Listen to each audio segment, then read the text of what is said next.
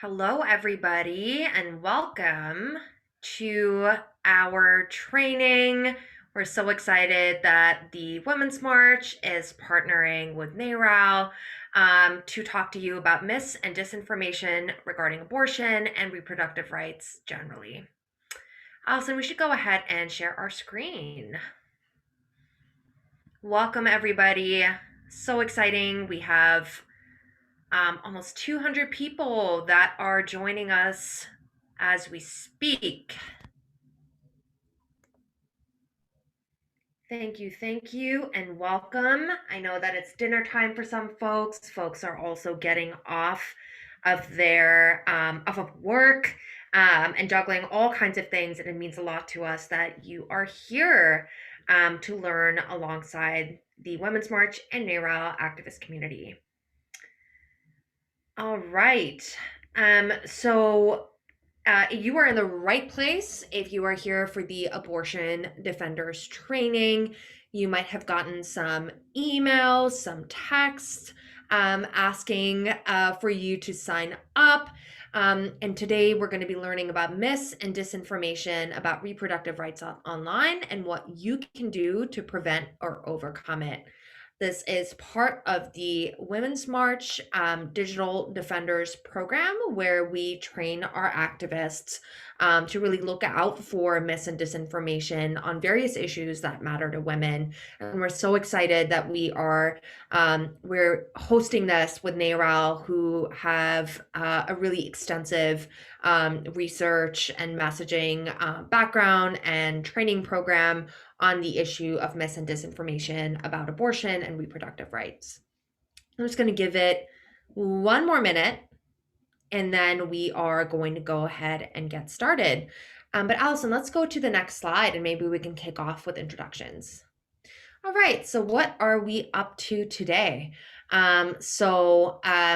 My name is Noor, and I'm going to be going into a more extensive introduction in a second. But we're going to kick off with just going through who we are and some Zoom etiquette about how we're going to ask questions and otherwise engage with the content today.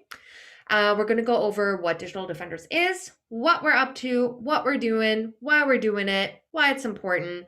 And then go over abortion access and what it means and how this issue is being politicized, is already politicized, and also organized around online, not only from the anti-choice factions, but also ways that we can bring our values to the forefront. We're going to be doing a little bit of digging into messaging and structuring our interventions, head into some Q&A, and then we will get onboarded to the Digital Defenders cohort that is our active training program. All right, on to the next slide. Allison, go ahead. Hey everyone, so just really quickly as we're getting all warmed up, we want to remind you Zoom tricks and tips. I know we've been on Zoom for what feels like forever, but just to remind you that you will be muted unless we give you explicit instructions to be unmuted. You can ask your questions in the Q&A section below. So you can see in the GIF, there's a little button with like two little speech bubbles that will let you ask any question you have throughout. Feel free to drop it in there. You cannot message us, you cannot message each other. And any question that you ask, please keep it relevant to Digital Defenders. We know a lot of you are so excited and geared up for the march. However, you can just go on the website for that, womensmarch.com, a big red button that says Sister March, and you can find a march near you. But if you are going to ask a question, please keep it relevant, and the chat reminder is turned off. Great. All right, so on to introductions. My name is Noor. I am the Director of Digital Advocacy at the Women's March, pronouns she, hers. I live in Washington, D.C., and I'm so excited to be here and to continue to have the opportunity to work with our incredible partners, but also to train all of you. We are at about 1,900 trained digital defenders. I think we're close to 5,000 that we have trained over the past few years. And we're so excited to welcome you to our growing cohort. And I'll pass it to Allison. Hi everyone, I'm Allison. I work with Noor in Digital Defender and content strategist. So later you'll see the toolkits, you'll be seeing a website, you'll be seeing the Facebook. So that's going to be you in contact with me. After the training, you'll get onboarded and we'll teach you everything you need to know or refresh yourselves, and you'll have access to all the graphics. And I'll be your point person later on if you have any questions or clarifications, or maybe you have like a really specific tweet and you don't know what to do about it, you can always ask me. And Gabby? Hi, everyone. My name is Gabriella Rico. My pronouns are she, hers, and I am a research coordinator at NARAL Pro-Choice America, coming to you live from my parents' house in Texas, which is why I have this fun background. And just want to say I am so excited to be here. I know a lot about Women's March's Digital Defenders program, and I think it's absolutely incredible. So super excited to talk to you all about what we're seeing in terms of disinformation about abortion and what you can do to fight back.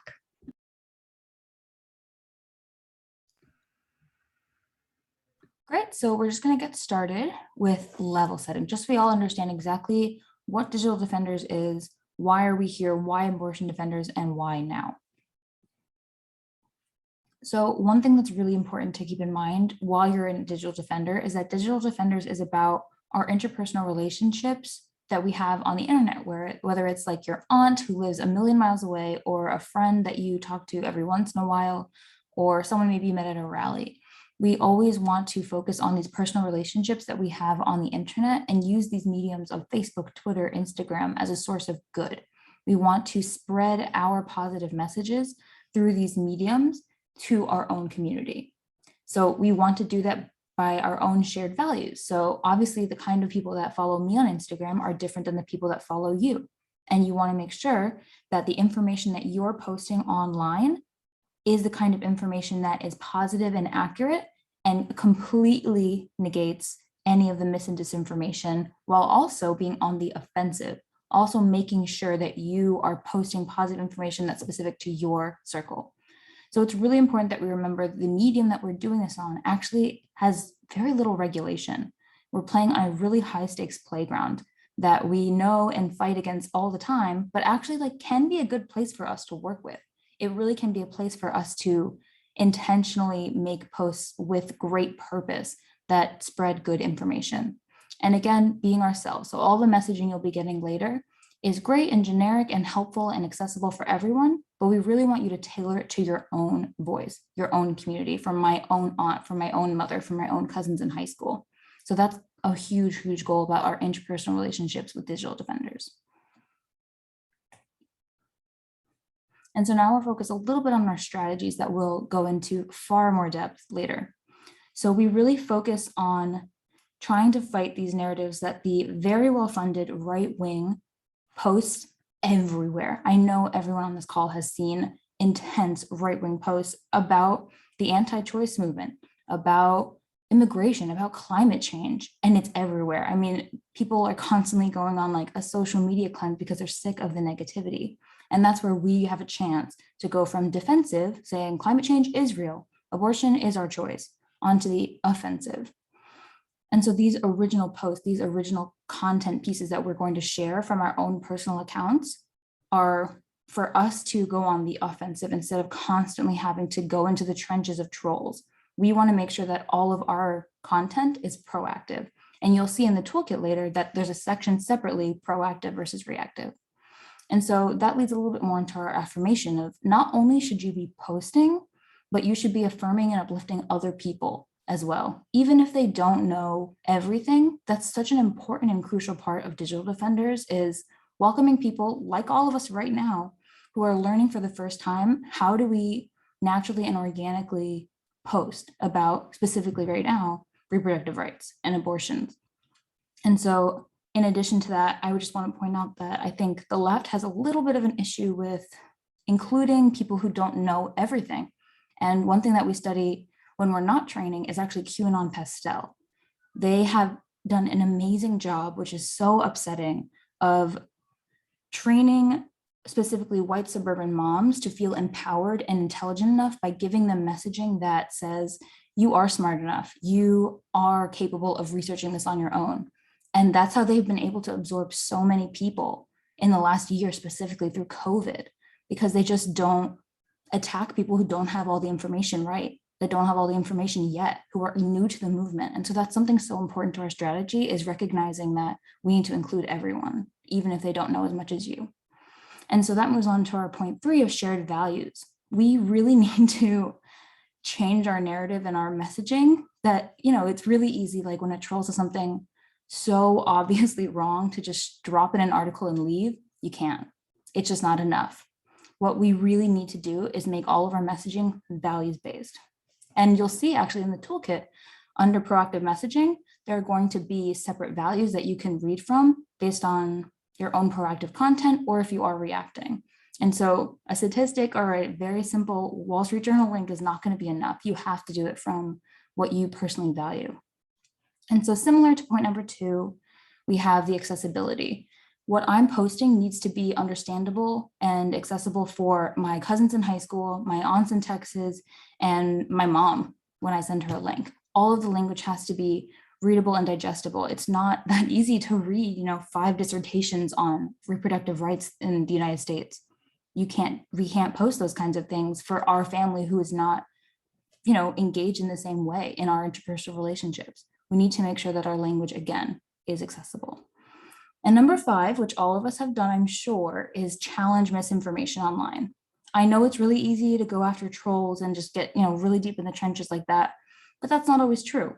A challenge can be your aunt posts something on the internet that you don't really agree with, and you DM her privately and appropriately and tell her what's going on rather than publicly shaming her. Challenging doesn't have to be an all-out brawl on the internet, despite how fun that might have been in the past. We don't need to do that. So those are our main strategies that you can keep in the back of your mind as we go forward and talk about all the different ways that we're going to see narratives and how to fight them. Great. All right, so I am just going to talk about misinformation and disinformation. What does it mean? We hear these terms all the time.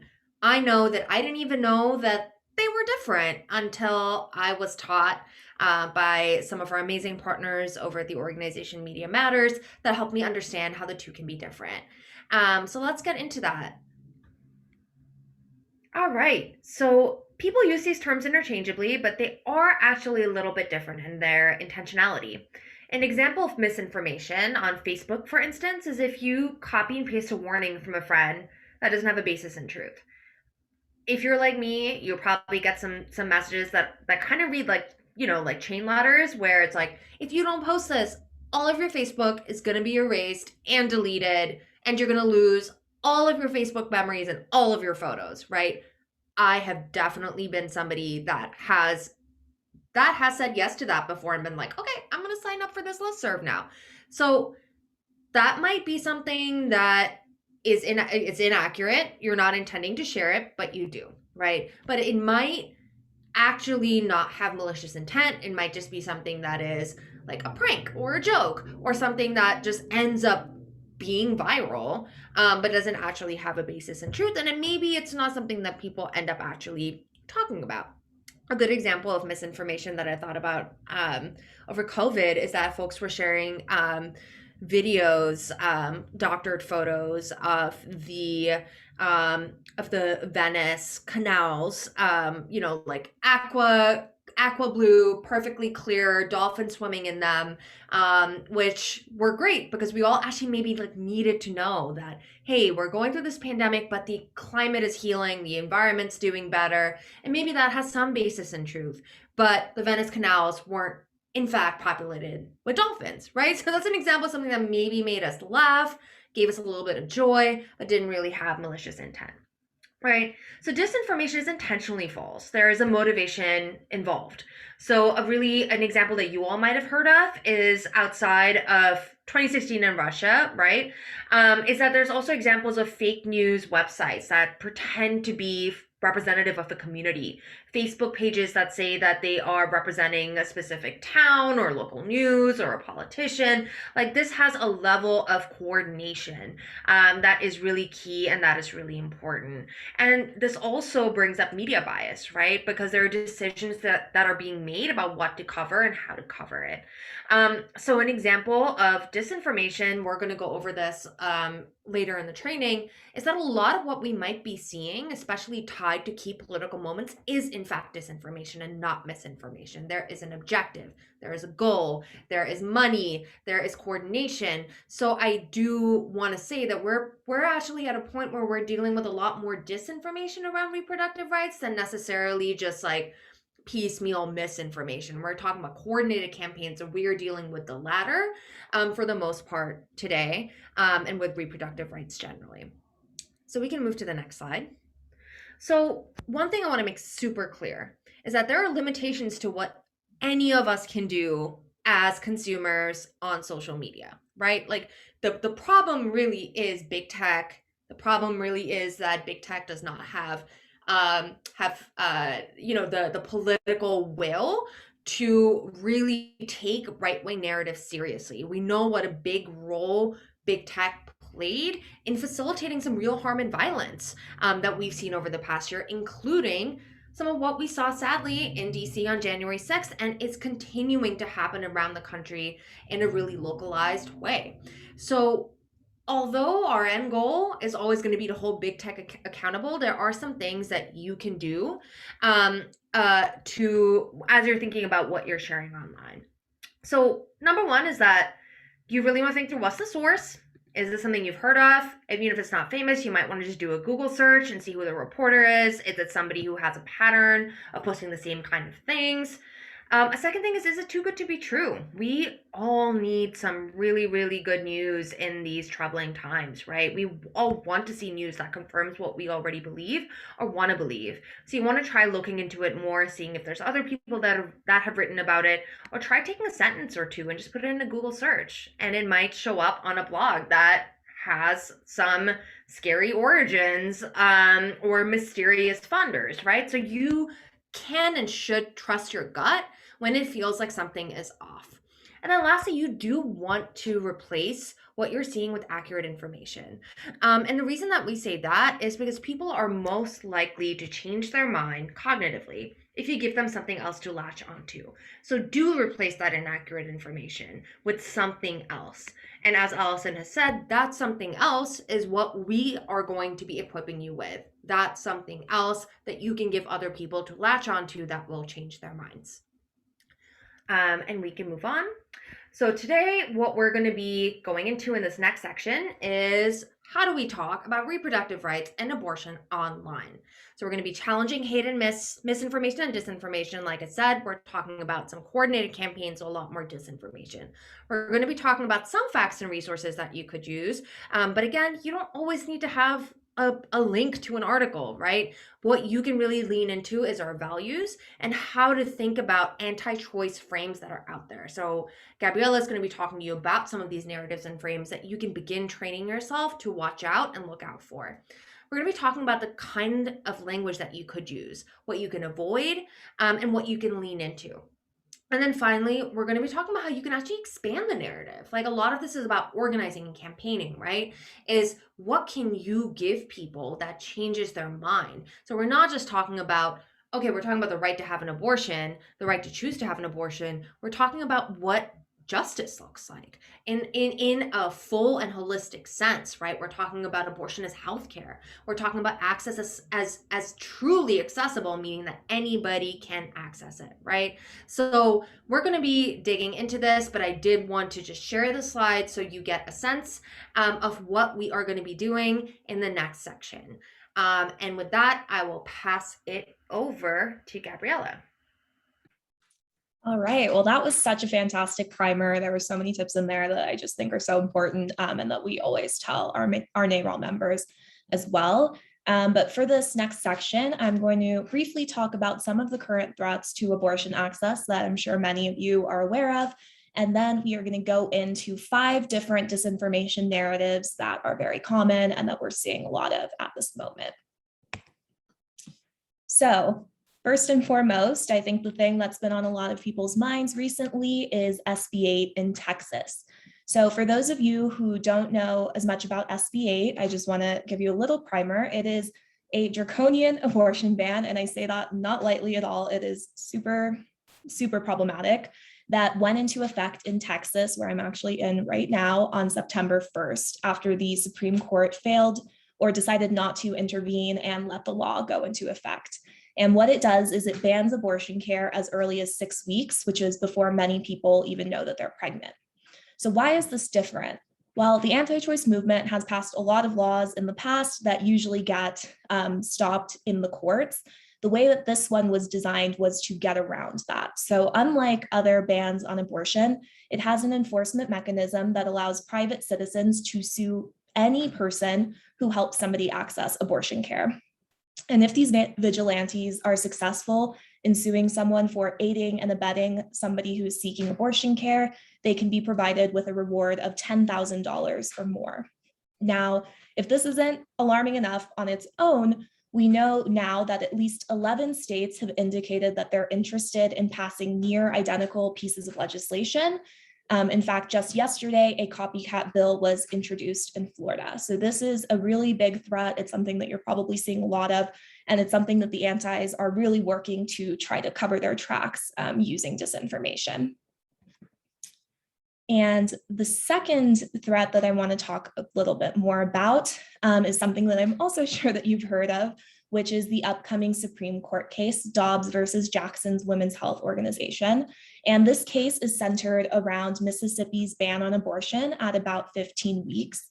What's important to remember is that this case is a direct challenge to Roe versus Wade, and it actually has the potential to end the constitutional right to abortion.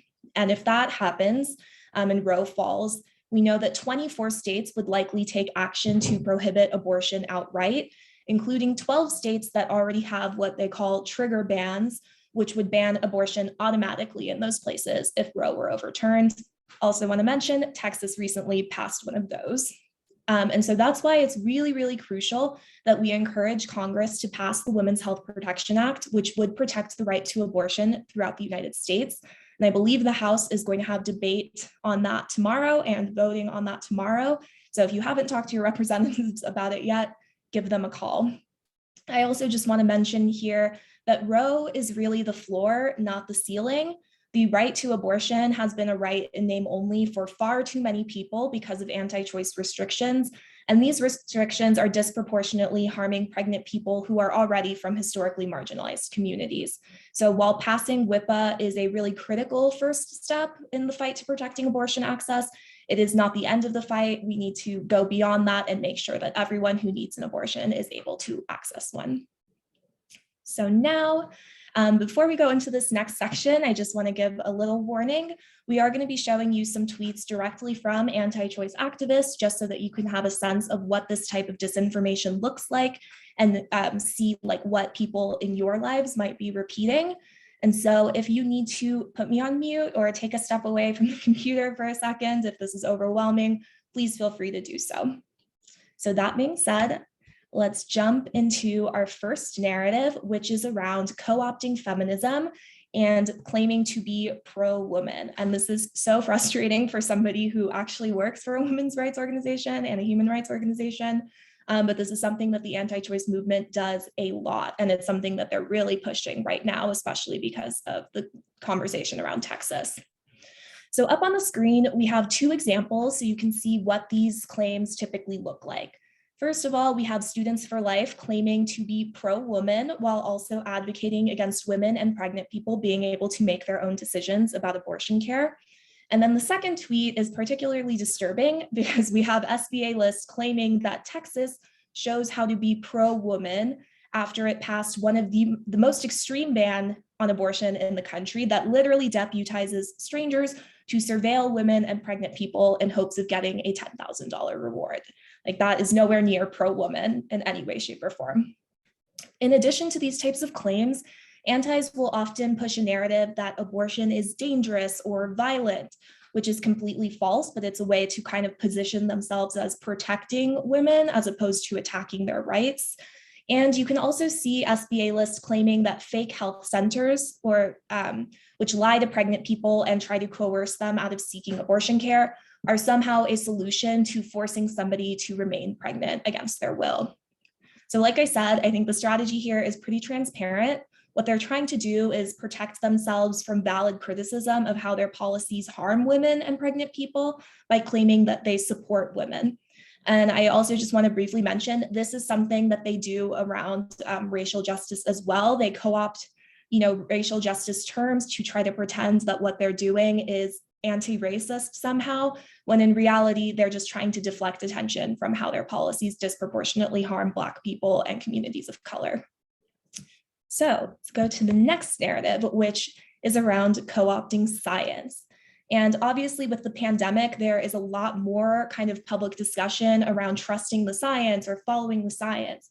And the antis are really trying to use that to their advantage. But before I go into these examples, I want to be really clear and just state reality, which is the anti-choice movement is in no way pro-science. They have been on the forefront of spreading disinformation about COVID, about vaccines, about masks. I mean, they could not be less pro-science if they tried. I know one person who was pushing the horse dewormer instead of a COVID vaccine after her and her family all got COVID. So, and they're also early pioneers of what researchers call cloaked science, which is basically when they falsely claim to have scientific evidence to support disinformation, when in reality, what they're pushing is just disinformation. So you can see a couple of examples on the right. First, we have Students for Life falsely claiming that the media is rewriting science because it won't use the term heartbeat bill, which is medically inaccurate language.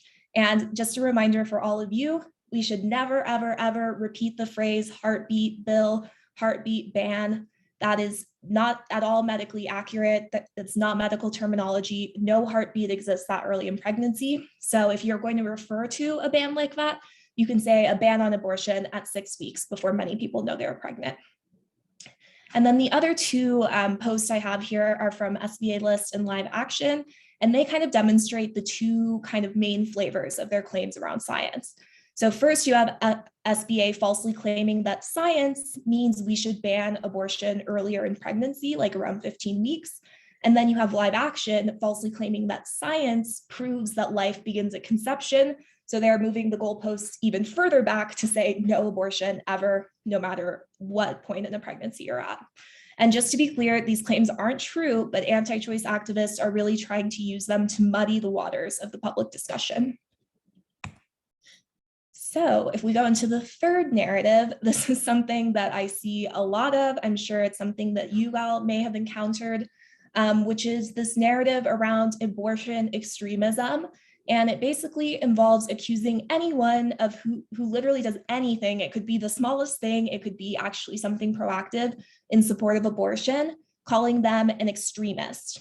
This also involves fear-mongering about abortion using medically inaccurate and completely misleading terms like abortion up to the moment of birth, which make it seem like something super radical and upsetting and shocking and out of the ordinary.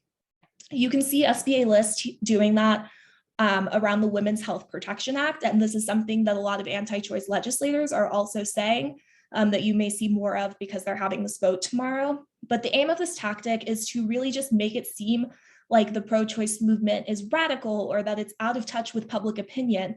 And that way, when you are seeing kind of these anti-choice restrictions or arguments, they might seem more reasonable because anything that is pro-choice is seen as extreme.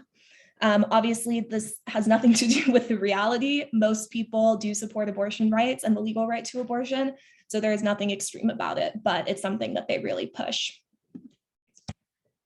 So the next narrative, it's not really necessarily a narrative, but it is just a disinformation campaign that they have been running for many, many years, and they are really ramping up. And that's a long-term disinformation campaign around medication abortion. And not to bring Texas back into it, but also after Texas passed SB 8, it also passed a bill that would limit access to medication abortion to like 7 weeks in pregnancy, which again is extremely, extremely early before most people know that they're pregnant. So that just means that medication abortion is essentially inaccessible to a lot of people. And so anti-choice activists will try to justify these types of medically unnecessary restrictions on medication abortion by falsely claiming that it's dangerous. But that really just could not be further from the truth and scientific and medical evidence. Medication abortion has been in use for over 20 years, and medical experts agree that it is a safe, common, and effective procedure, and that the current restrictions are medically unnecessary and in a lot of cases politically motivated. So why are antis pushing so much disinformation about medication abortion? Well, they know that medication abortion is going to play a huge role in the future of abortion access because it can make abortion more accessible to people regardless of their location and in certain cases their income. And also, they really just don't want people to be able to access medication abortion easily or by going to a pharmacy, because that would really limit their ability to harass patients and doctors outside of clinics. And finally, this last narrative kind of combines a lot of what we were just talking about. And the reason I put it after this is because it has to do with their disinformation campaign around medication abortion. So last week, the Center for Countering Digital Hate released some really excellent research that showed that Google and Facebook were profiting off of ads that featured disinformation about medication abortion. After the report was released, Google blocked these ads from ever being paid for and like put in front of people again, which is such a huge win. But now anti-choice activists and politicians are engaging in a pressure campaign against Google for blocking them from spreading disinformation about medication abortion. So that's just one example of how this narrative around censorship and bias can really play out. Basically, anti-choice activists will accuse fact checkers, tech platforms, literally anybody who disagrees with their disinformation of bias and censorship.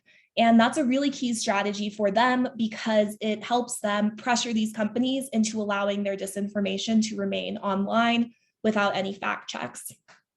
As you can see from this headline that I have up here, researchers have actually looked into this, and there is absolutely no evidence that supports the claim that right-wing groups are disproportionately fact-checked or moderated online. In fact, some of you may know this, but some of the biggest accounts on platforms like Facebook blatantly spread disinformation about everything from abortion to election integrity to LGBTQ rights. So they are in no way censored or on the receiving end of any type of bias. Also, just want to mention again that they will really attack they will really like put this attack on any kind of like outlet, on any kind of platform, but they'll also accuse medical organizations or organizations of experts as having bias whenever they disagree with their disinformation. And this is something that we're seeing a lot more of because, like I mentioned earlier, media outlets are refusing to parrot their disinformation about so-called heartbeat bills like SB 8. So this is just something to be aware of as you are getting really directly involved in fighting back against disinformation online. So let's do part 2. I promise I will talk for a little longer and then you're going to hear from Noor. But I am just going to talk about, like, we just heard all of these disinformation narratives. It seems a little overwhelming. So how do we counter message this? What can we say and do to kind of combat this? And then Noor is going to go into more detail about how to structure your interventions. So how can we combat these problematic anti-choice narratives? Here are a few things that you should keep in mind. Number one, and this is probably one of the most important things, which is that you should always center or recenter the pregnant person in conversations about abortion care. The anti-choice movement works really hard to erase pregnant people and to just focus people's attention on babies, or sometimes they will even just erase everything and say wombs. And erasing the pregnant person means that antis don't have to answer for all of the justified reasons that somebody might want to seek abortion care, whether those reasons are financial, health related, or just the fact that somebody's not ready to be a parent. Anti-choice activists want to erase those lived experiences because that's the only way that they can justify one-size-fits-all bans on abortion. And just remember that restrictions take away people's freedom to decide for themselves what option is best, and essentially put somebody else in control of their future and their path forward. So another part of centering the pregnant person is just talking about how abortion bans like SB 8 work in practice and how they actually harm real people. It's not just this theoretical, we're protecting life. It's actually, once these bills are passed, how are they affecting and harming people? And a lot of people out there don't really understand the full breadth of like bans and restrictions on abortions that exist. So it's even more likely that they're not aware of how these bans actually work in practice and the harm that they cause. So if we're looking at SB8, for example, this ban, the way that is going to work in practice is it's encouraging strangers to spy on pregnant people and doctors. And it's also isolating pregnant people from their friends, their families, their doctors, anybody who they might want to turn to for advice about abortion care. It's also an important thing to talk about the fact that these bans and restrictions disproportionately impact people who are already part of historically marginalized communities by creating huge barriers to access that prevent people from making the decisions that are best for their lives. And then finally, the last thing on this slide is just emphasizing freedom versus control. People know and believe pretty instinctually that politicians should not be able to control whether, when, and how somebody has a family. Abortion bans are all about control. They have nothing to do with protecting life or protecting pregnant people. They are about controlling people's ability to make decisions. So reminding people that decisions about a pregnancy should be made free from political interference and just with the pregnant person and their doctors and their loved ones is really important. And just reminding people it's not up to politicians to control people's reproductive futures. So the next three things that are really important, and this kind of goes back to what Noor was saying about the distinction between mis and disinformation, is calling out the motives. So when somebody is sharing something that is disinformation, it's really important to help them think about the motivation of the bad actors who originated that piece of disinformation. Anti-choice activists spread disinformation because they don't have public opinion or medical expertise on their side. So they need to spread lies about abortion care that are shocking and completely removed from reality in order to manipulate people into supporting their positions. So another thing that you can do is just remind people that the premier professional associations of doctors, including the American Medical Association and the American College of Obstetricians and Gynecologists, do not support bans on abortion because the bans on abortion harm patients and prevent doctors from providing the best care that is possible for them and the care that is specific to that individual. Anti-choice activists will often kind of cite their own groups, such as the American Association of Pro-Life Obstetricians and Gynecologists, to make wildly misleading claims. So pointing out that these groups were explicitly created with the purpose of legitimizing disinformation is really important. They are not unbiased sources and they are not on the level of ACOG or the AMA, period. This also goes for anecdotal evidence, which the anti-choice movement heavily relies on in order to make claims that are really removed from reality. It should go without saying, but I'm going to repeat it anyway, that anecdotes are not equivalent to peer-reviewed research by medical experts. An anecdote is maybe one person's experience, but honestly, sometimes I have trouble believing the types of anecdotes that anti-choice people will say are true. So just really giving that reminder to people that an anecdote does not represent the vast majority of people's experience can be powerful. And then finally, it's just really important to lean into our values. It is not extreme to believe that politicians who know nothing about someone's lives should not be able to dictate whether or not that person carries a pregnancy to term. That is perfectly reasonable. And also 8 in 10 Americans support the legal right to abortion. Our view is not extreme. It is not out of the ordinary. It is what the vast majority of people believe. So now I have 2 more slides and I'm going to pass it over to Noor. So the last thing, or one of the most important things, is that we really need to help people understand, because a lot of people just don't actually even see that much information about abortion in their news feeds, or they may not just be as politically motivated or connected. So it's really important to help those types of people understand that we are in a really pivotal moment for the future of abortion access. The anti-choice movement has been chipping away at our rights for decades with restriction upon restriction, and they are getting scarily close to creating a world that the vast majority of us do not support or believe in any way, shape, or form. And just to say something a little scary, but also I promise I will follow it up with some good stuff.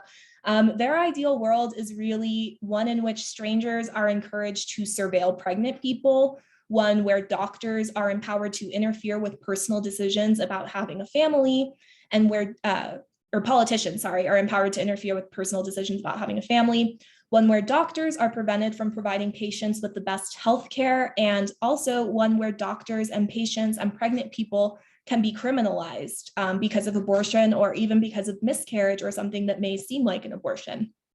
This isn't on the slide, but I do want to mention that, spoiler alert, they are not going to stop at abortion. Abortion is not their only target. They are coming after IVF, birth control, trans-inclusive healthcare, and so much more. So it's not just about abortion to these people. It never has been about abortion.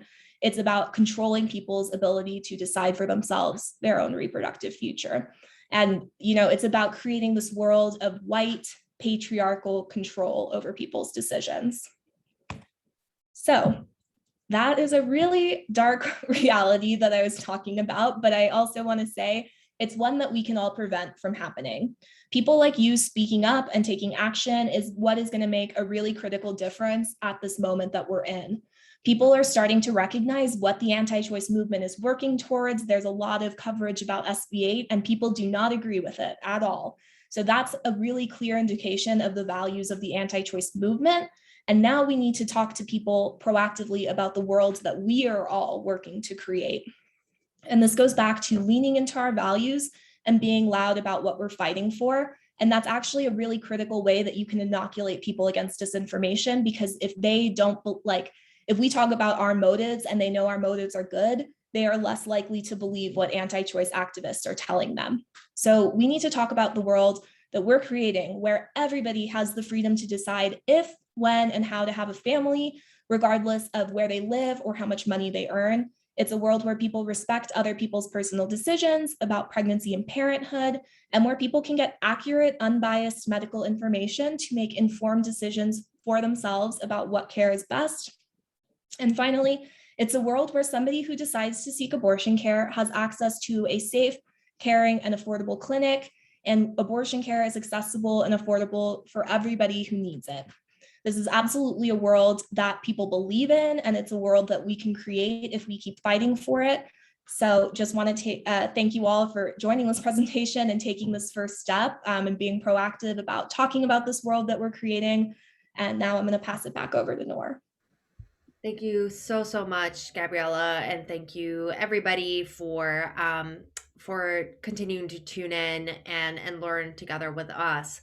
So just to reiterate, what we are going into just in this last section is, what are you going to do with all this information that we just learned, right? So we want you to be able to walk away from this training feeling a little bit more comfortable about what you do when you see some of these anti-choice narratives online, when it's not just something that is coming from a right-wing, account, but these are actually ideas that all of us can fall prey to, right? Like I will say that I personally caught myself just a year ago actually spreading some really not okay disinformation about medical abortions. I didn't know all of the details about what really was available as options in terms of procedures and what people had access to, and I was reiterating some of the imagery and symbols that actually instill some fear in people, right? So I just want to start off with, it's really important to know that this isn't something that is just coming from these actors that are coordinated. This is something that bleeds into everything around us, right? So, what I really am hoping we can walk away with here is understanding how some of those themes and narratives come up in your daily life. Like, how are we seeing some of these comments pop up in Facebook groups, in Nextdoor forums, in Instagram posts, and YouTube channels? It really is all around you, and you might not have to really, really search for it.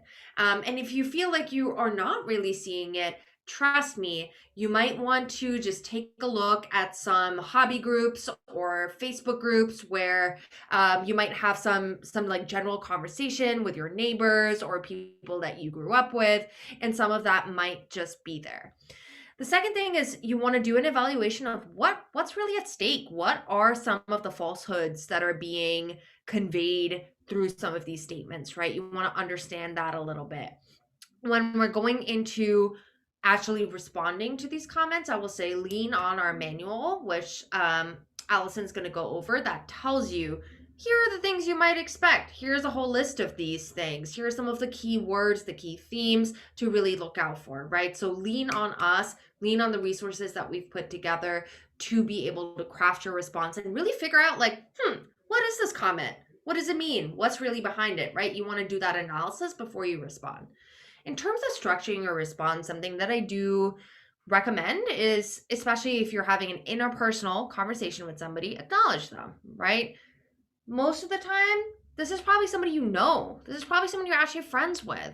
It might be somebody you haven't talked to in a while, but something that is important is to say their name. I know that if Allison, who I talk to all the time, is saying something that might be disinformation or misinformation, it's much more likely that she and I are going to have a conversation about it if I'm like, hey, Allison, I noticed something, rather than, hey, this is wrong, right? So you want to, if you are able to, it's a slight, small thing, but saying somebody's name or explaining how you know them. Hey, I know that we went to high school together and we actually haven't talked in a while, but I felt like it was important that I respond to this because I remember you as a really lovely person and I remember you from some of my social studies classes. So, you know what? I felt like I could ask you this and talk to you about this, right? So, that is an acknowledgement and affirmation. It doesn't mean that you love this person, it doesn't mean that you're going to go over to their house, but it does add another level of connection.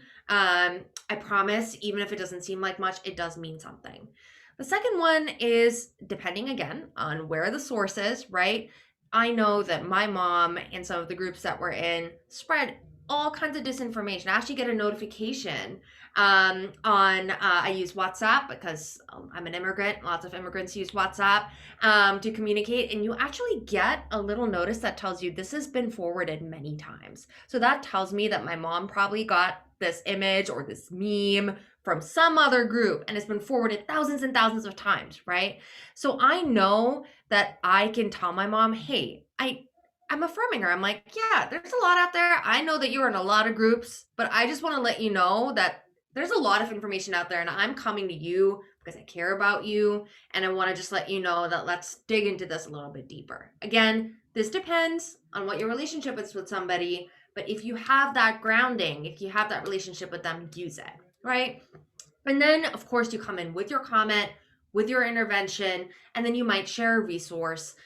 Something that I would say is useful, and we'll have this in our manual as well, is there are so many incredible organizations that do this work around the clock and have been doing this for many, many years. There are Texas based organizations that are based in the South, that are led by incredible Black women and women of color, that speak and know abortion access in a way that we should follow and that we should reiterate and uplift, right? So even if you're struggling to find a link, send them to an organization that you love. Tell them, hey, this is an organization that puts out amazing content. Let's go look at it, right?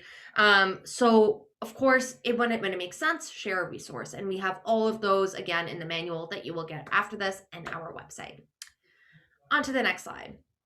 So I do want to share a little bit about you're going to come across this again in the manual, but let's talk through some of the comments that you might see online.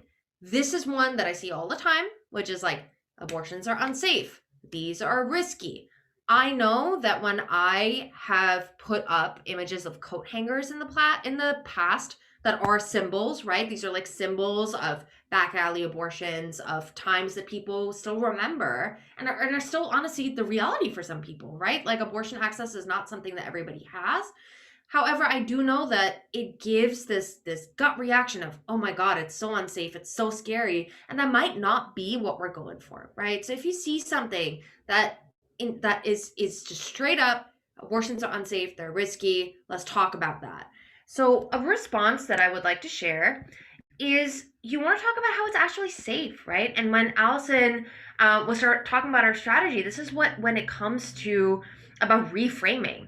So what I'm going to choose to do with this comment is reframe it, and actually it's really safe. And let me talk to you about how safe it is in comparison to other medical procedures that you get, like getting your wisdom teeth extracted or getting your tonsils taken out, right? And what are the risks in comparison to all of the other daily evolutions of a person's body and their wellness, right?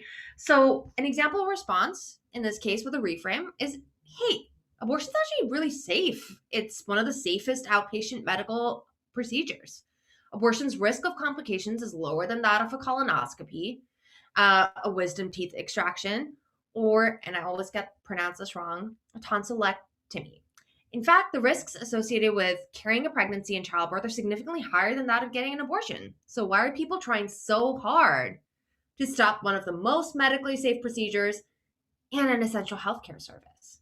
My guess, it's political, not about health or safety. So, the reason that I really like this response is not only that it reframes what the original comment is like, let me turn this around. Let me tell you that it is actually safe, and here's why it's safe. But also, it brings up a really important point that abortion is healthcare. And access to abortion is the same as accessing healthcare, which we know this country is not great at, right? Which is why we're fighting for these in the same breath, because abortion is essential healthcare, right? So you got your values across, you reframed it, and you managed to really put in some important resources and comparisons in there. But Gabriella, is there anything that you would add or anything that you would consider in your response here? So I think this is absolutely fantastic. I think one thing that I kind of talked about that also might be helpful is just like pointing to experts, not in a way of like reciting facts at people, because like we talked about, that's not helpful. But like I said, the American Medical Association, the American College of Obstetricians and Gynecologists, those are professional associations for doctors. They are not political or ideologically motivated whatsoever. If those groups are telling you that abortion is safe, it really makes no sense to believe somebody who is just telling you anecdotally that they aren't. So I think if after you're giving people all of this relevant and good information, they're still kind of pushing back, I think just pointing to the fact that doctors are saying this is safe is like also really important, and can push back. But this is such a common narrative. So I'm actually really glad that we have this as part of the demonstration. Thank you, Gabriella. All right, on to one more. I know that we see this a lot is like, why were you so reckless? Why didn't you just use contraceptives, right?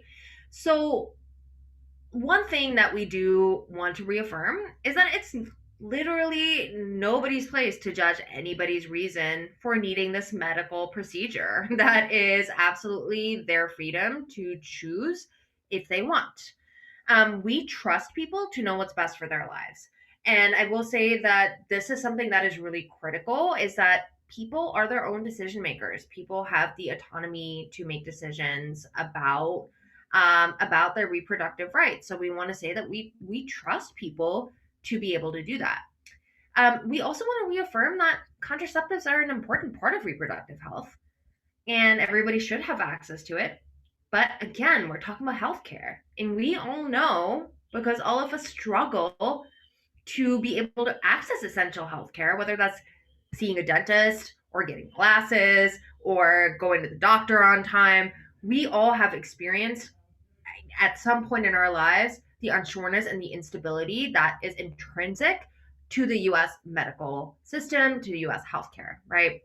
So, again, similar to the last slide, we want to reaffirm with not everybody has access to this. And even if you do, it's not always effective, right? And a lot of people don't have access to other forms of reproductive health care that they can add to using contraceptives that would increase its effectiveness, right? So we are again grounding it back and talking about contraceptives as a form of healthcare, and then reiterating, hey, this is actually the truth about contraceptives, right? So let's demystify the fact that they don't have magical powers, and that's something that we learn in school, right? In some schools, but that's definitely what I learned, and it is our duty to share that back with people when they bring this up. But Gabriella, what would you add to this? Yeah, I think this is really great. And a lot of what you said is so relevant. I think the one thing that I would also say is a phrase we like to use a lot at NARAL is just, we haven't walked in this person's shoes. We don't know what they're facing in their lives. We don't know what their circumstances are.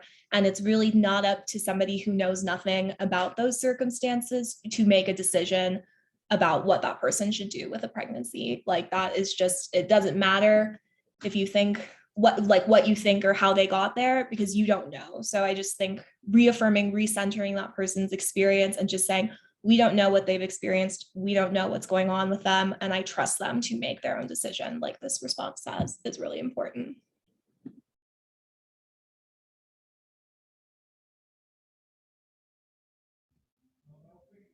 Great. Let's dig into some questions. Allison, do you want to share a little bit about some of the questions that have come up? Sure. So one question that actually happened early on when Gabriella was talking about the different narratives is how should we challenge the idea that Plan B and the abortion pill are the same thing? Oh, I love this question because this is actually something that people tend to be really confused about. And I think just explaining to them, like emergency contraception, which is what Plan B is very different from medication abortion. Medication abortion is a 2-pill regimen. It's mifepristone and misoprostol that somebody takes. They have to go to a doctor to get it. And that's very separate from Plan B, which you can pick up at a pharmacy. Everything should be accessible, but also the difference with emergency contraception is that that has to be taken pretty close to when somebody had sex or that was unprotected or that they think could result in a pregnancy. Medication abortion, on the other hand, I think that happens a little bit later. You have to know that you're pregnant, and then in which case you would go to a doctor and get that health care. So I think just kind of demystifying. It's also, I think part of the problem is that people will say things like the abortion pill, which makes people kind of, conflate that with like Plan B. But like I said, it's actually 2 different medications. So yeah, I love that question. Great, thank you. Our next question is about the GOP. So do we know why the GOP wants to control our reproductive freedoms? What is their end game? What do they want out of all this commotion that they're building that infringes on our own rights? Yeah, I'm happy to start this off and then toss it to you, Gabriella. But from where I'm sitting, and I think Gabriella, you referenced this. Like, this is about using women's bodies as a political playground. Like, knowing that misogyny and specifically like racism, right, is so deep seated in political divisions that reproductive rights are a chess piece. Like, women's bodies are pawns that can be used to further serious divide, but also to continue polarizing people over some issues that are seriously personal, but also political. So I see this as like a symptom of patriarchy, of white supremacy, of misogyny, sort of all functioning at the same time, and is part of the GOP's agenda, but also the like outside of party, like the right wing agenda, to continue putting down women, especially Black women and women of color, by taking away as many freedoms as possible from them, right? So we can't just think about this as abortion. We also have to think about this when we're talking about immigration, what's happening at the border, when we're talking about mass incarceration, when we're talking about prisons, when we're talking about cracking down on dissent and protests. Like, all of these things happen at one time.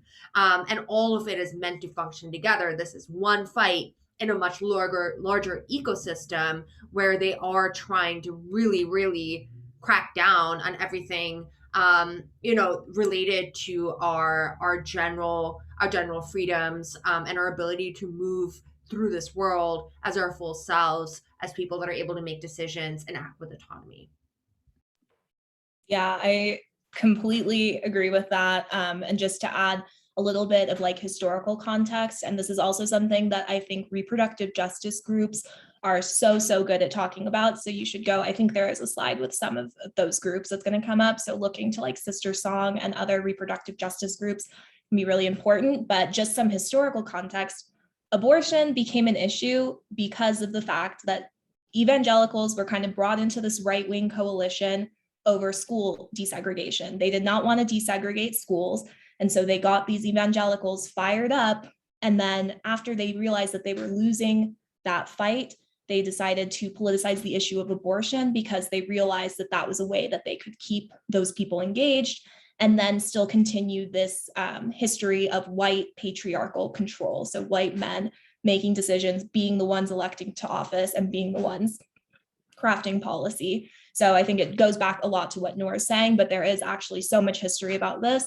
In addition to looking to reproductive justice groups, I think NARAL has a really excellent podcast with several episodes that's called The Lie That Binds. You can go on the website, and I think that podcast is also a really good primer. Yeah, just the one last thing that I would say about this is also, about sort of like solidifying the divide between like a vocal, majority, and trying to reaffirm that actually like we're the majority as this patriarchal right wing that is solidified by votes, solidified by key states, and that is trying to take over this country, right? So again, it's about like we have traditional values, we are true Americans, and are rogue and are people that will never understand sort of where you should be and what your place is. So it does come down to that, and as Gabriella said, like this isn't something that just popped up overnight. This is something that is part of a long history of again trying to pit us against each other, but also trying to divide us further. So I'm going to share an article just in the chat about authoritarianism and women's rights more generally globally. Thank you. So actually, if we have time for one more question, this is something I'm sure everyone has seen everywhere, but what do we say to the people who use my body, my choice as a deflection for not getting the vaccine, for not wearing a mask? And how are they co-opting the my body, my choice movement? I can say a little bit about this. NARAL actually, in the very beginning of the pandemic, we did some kind of like focus groups and different kind of research to see like, do people actually believe this when they encounter this argument in real life? And what I will say is thankfully, most people who encounter this understand instinctually that it is very different to say my body, my choice for reproductive health care versus my body, my choice for masks and vaccines.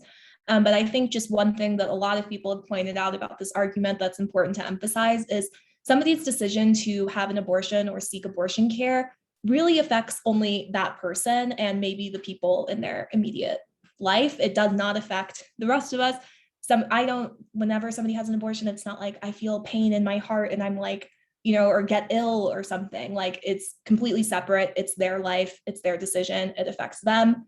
Masks and vaccines are public health measures that are intended to keep everyone safe, that are intended to make sure that we can be in spaces together and feel comfortable and not feel like we are going to get sick from an extremely contagious virus that has been, controlling our lives for the past 2 years. So I think that's kind of one important thing to point out. But I will just say that with our research, we've kind of found that people don't actually buy this and they really understand why it's different. So you should just feel empowered when you see something like that to intervene.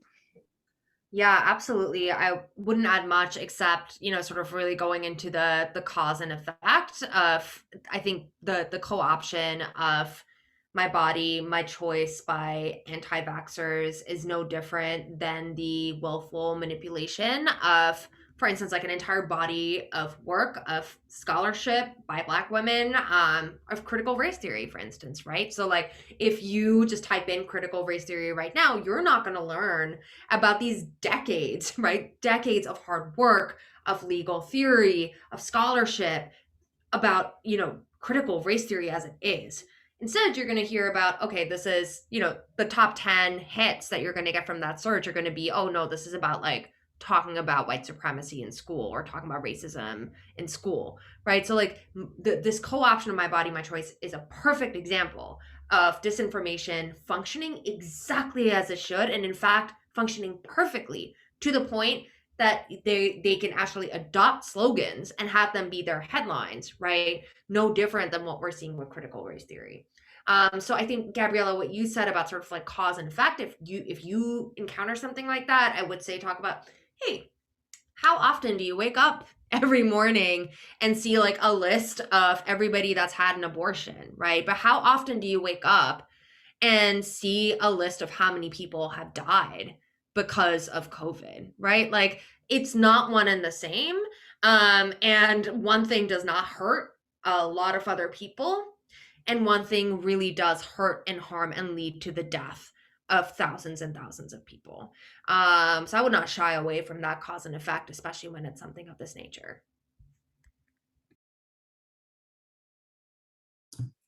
Great, thank you so much. I mean, I feel like we've seen that same like poster everywhere, so it's really important that we talk about it. But we have only 10 minutes left. We really need to get into our, how are we going to onboard you guys? How are we going to become official digital defenders and use this knowledge? So we're just going to talk about our brand new Digital Defenders website. So the link is on the slide. The link will be screen shared in 1 minute. This is something brand new that we're showcasing for the first time, so bear with us. And you will get all of these links, I promise, and a follow-up email coming soon. So I'm just going to share my screen. And one more slide.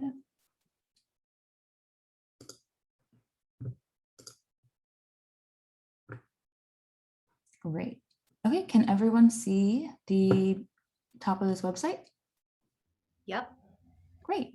Okay, so I haven't put the password in. This is a password protected website. You will get the password in a follow-up email just to make sure that everyone is using it appropriately. So this is the brand new website. At the very, very top is our online resource guide. So our resource bank has, again, all the links you'll ever need in a text format, all the graphics that we possibly have ready for you that are unbranded, so that way you can share them without the little tag of Women's March on them. That way they're spreadable to everyone you know, and you don't have to pick a side or say that you support an organization when you post this GIF or anything. It's just totally unbranded. And there's also a Google folder where you can download them if you want to see them in a different format. Here is where we have all our training videos listed, and the same with our website. So we'll go back to the website. Again, we have the toolkits right here. You can click on the image itself. So right now our abortion toolkit, which you will get access to after, boom, there it is, right on the website for you. Super, super easy to find. And our toolkit is jam-packed with information. So most of your questions actually are answered in the toolkit.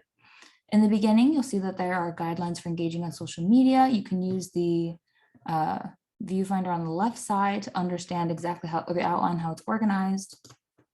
So this is for engaging positive comments versus negative comments, dealing with trolls if you choose to, how to have abortion conversations, and then of course the graphics that you're going to be posting online that are custom made specifically for us. They're all here. And then, as I had mentioned earlier, we have a proactive value-based statement messaging section and a reactive. So our reactive is broken down, or our proactive is actually broken down into certain values. So we have a section on justice, a section on care and compassion. And then our newest edition, brought to us by NARAL, is the world we want to create, which is really a visionary kind of piece that we want our proactive digital defenders to be posting regularly. So it would be super easy for me to just copy and paste this in a tweet right now. Boom. It's not reacting to a troll. It's not, responding to Ted Cruz on Twitter. It's me having my own original thought and then my friend seeing it. And then down below are reactive statements. And you can see on the left that they're highlighted in yellow in the different kinds of themes that you'll be seeing. So you can just really quickly scroll and find out, okay, I see that there's God is against abortion. Right here is a perfect response if you want to react to someone's post. And then at the very, very bottom are Facebook community agreements. So if you do join the Facebook community where you can ask me questions one-on-one, engage with other people, share articles, you do have to abide by these rules. So let's go back to our website. So that was the toolkit. Because you are a digital defender now, you have access to other toolkits. So our election disinformation toolkit and authoritarian disinformation toolkit is accessible through this website. And if you keep scrolling, so are the other training videos. So if you really love tonight, feel free to click on any of the other ones that you like. So for tonight, this isn't linked yet, but it will have the recording that you're currently watching linked right here, 9/23/2021, abortion disinformation. So feel free if you want to click on one, boom, it'll pop right up, and then you can click YouTube if you want to play it. And here are all the graphics. every single graphic is linked. So if you scroll and you're like, wow, this one's really cool looking, click on it, open a new tab, and boom, on the top right corner, this is really important. If you ever want to download an image or a graphic on, if you have an Android, if you have a Google phone, Apple phone, an iPhone, whatever you're downloading it on, it'll be a downwards arrow like this, and it'll download. And so from there, you can post on Facebook, Twitter, Reddit, Instagram. If you need like a little bit of a refresher, in the toolkit as well, it'll say where you can and can't post a gift, you can and can't post a sticker, things like that, if you need a little refresher. So that's the website, and it's broken down into different categories. So our reproductive rights section, vaccines, online safety, and white supremacy. So the website is your one-stop shop for your videos, your graphics, and the toolkits. Anything that you will need. If you need to bookmark this page, I would recommend it. It's bookmarked for me. It's womensmarch.com/digitaldefenders with an S resources. You will have access to the password in the follow-up email. So now on to the Facebook. I can't see it. Okay. So the Facebook, again, you will have all of these links once you get the follow-up email. This is the group. Sorry, I have a little header, like a Zoom header blocking my tabs. Okay, so this is facebook.com/WM Women's March Digital Defenders. And this is the page where anyone in the world can see this. No one posts on this page. It's just an easy way that we can organize everything in our community. So no one posts on this. Don't worry, no one will see that you're part of this. Totally fine. But what is private are the groups. So what we're asking you to do is go to the Digital Defenders General Group. And I can post these links down below and you'll press join. So once you join this group, you will have access to me. You can ask me questions. You can ask your peers questions. We really encourage everyone to post articles, to post GIFs. If you have an idea for us to make, I can make certain content. Maybe it's relevant to your town or to your city, or it's relevant on a national scale. But that's what our group is for interacting with each other and sharing articles and information, like the anonymous form about reporting people on the Texas Heartbeat Act, things like that. And then we all engage with each other. And then from there, you can share it with your own people and your own friends and other groups that you have. So we're really encouraging you to sign up for a Digital Defenders group. There is a slight caveat. You do have to sign the Digital Defender Agreement. We do connect with each other in a pretty personal way. We might learn information about each other, and it's really important that we don't publicly share that information. And we also speak to each other in a respectful way. The same way earlier I talked about making this an inclusive movement for people that don't always know everything. You cannot belittle or talk down to your peers because you might have had 10 years of reproductive rights experience and they haven't. So it's really important, if you want to join the group, make sure you sign the pledge. I believe that is everything. But again, if you're not engaging, the website is a great place for you to start and reference everything. I would definitely bookmark it, and I can drop all these links in the chat in 1 minute. But I can't see any questions that anyone has about the toolkit right now, so I'm going to stop sharing and potentially answer some toolkit questions. Great. And then I would say that I am seeing some questions about when you're going to get these things. And I just want to be super clear that you are going to get those right after this. But you do need to sign the pledge. So please look out for it. It takes 1 minute, and we really want you to go ahead and look for those. Okay. So again, that is sort of the next directive. Please open links, and everything, I promise, will work out once you have that pledge signed. Allison, anything else? Nope, I just dropped the links to everything. So if you are on this call right here, it's ready for you to go. If you have any questions, please sign the pledge or join the Facebook and ask me any questions that maybe you didn't want to ask anonymously tonight. The toolkit is linked, and please use the website. Wonderful. Great. Thank you. And Gabriella, any parting words? No, I just want to say thank you so much. I loved being in this training. I'm really excited about the community Women's March is building. And thank you all for staying on. I'm like shocked that we have 200 people staying on the entire time. So thank you so much for listening to us. And I hope that this was helpful for you all.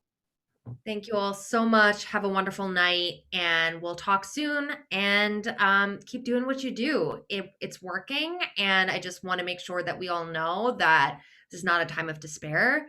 This is a time of resistance. This is a time of organizing. This is a time of hope. We're stronger together. So keep doing what you do and keep on fighting. Thank you, everybody, and good night.